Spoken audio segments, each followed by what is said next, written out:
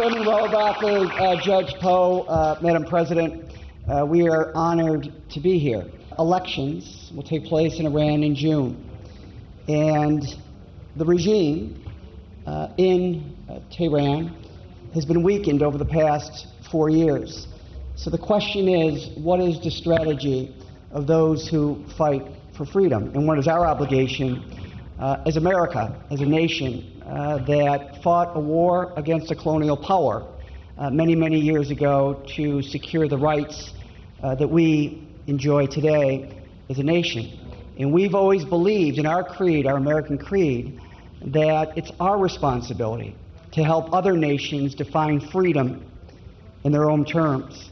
When you look at a beautiful country like Iran, 80 million people, 70% under the age of 25, and we have an obligation, and that's what we're doing here as a delegation, to ensure that we can do everything we can to support your efforts to define freedom in your own terms so that your kids and their grandkids can realize the full potential of citizens of the great country of Iran. Thank you.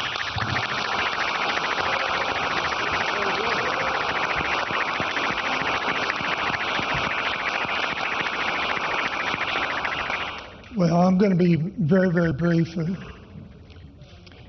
I came here, and Madam President, you gave us more insight to your struggle, and to meet with these people right here, to talk about making an impression.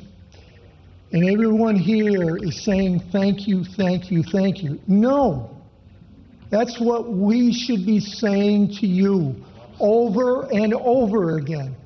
You're the ones with the courage. You're the ones with the resiliency. You're the ones that care about your country and your people. So on behalf of our delegation, I want to say once again, thank you, thank you, thank you. Keep up the struggle.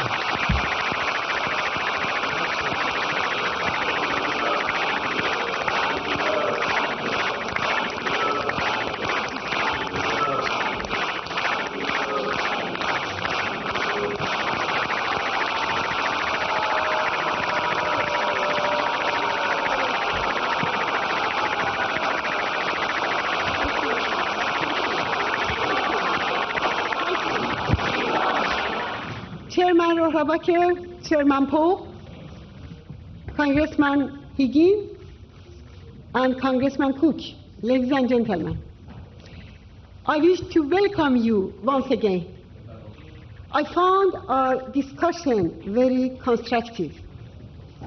I'm confident that this meeting will strengthen the ties between the Iranian people and their resistance with the U.S. Congress.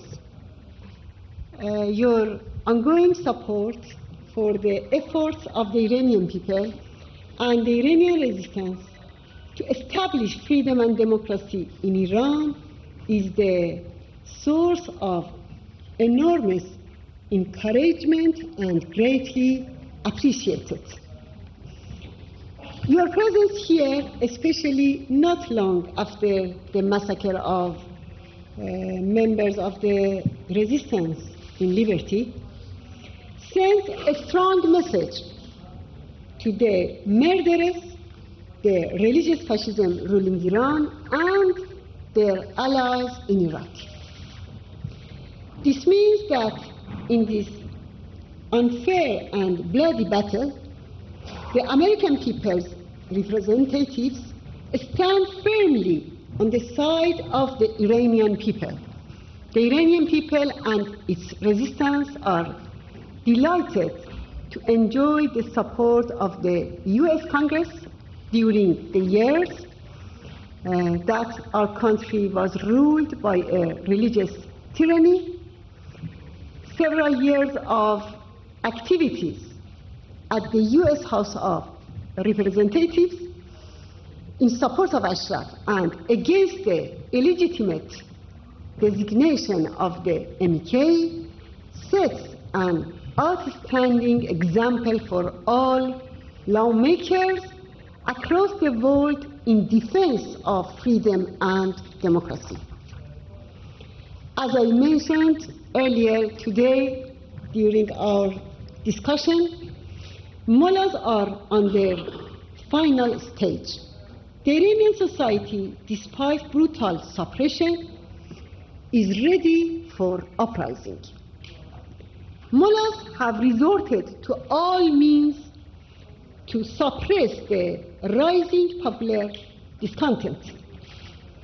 Public executions and inhuman punishments are on rise to intimidate the people. In recent months, at least 2 political activists were tortured to death. Despite such repression, we are witnessing growing support for the resistance. This indicates that to overthrow the regime, an organized movement is needed. This is the task that the Iranian resistance has been engaged.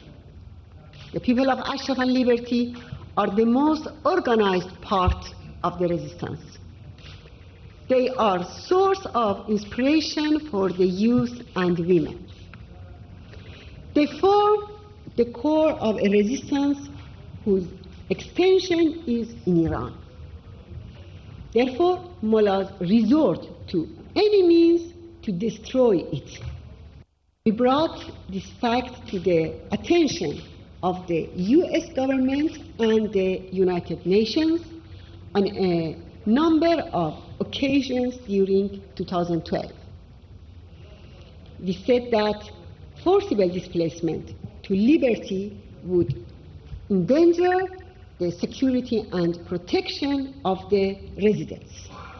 But unfortunately, they paid no heed until it was proven in the tragic massacre of February 9. This is the result of this massacre. 7 persons who were died, and unfortunately here we have the picture of 6 injured.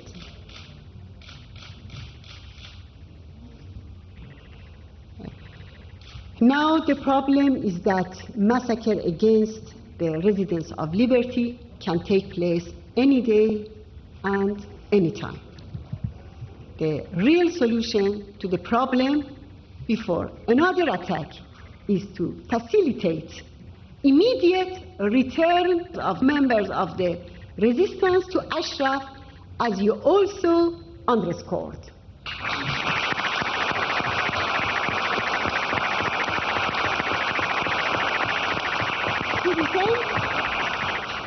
To this end, first, the international community, especially the government of the United States and the United Nations, must pave the way for their return.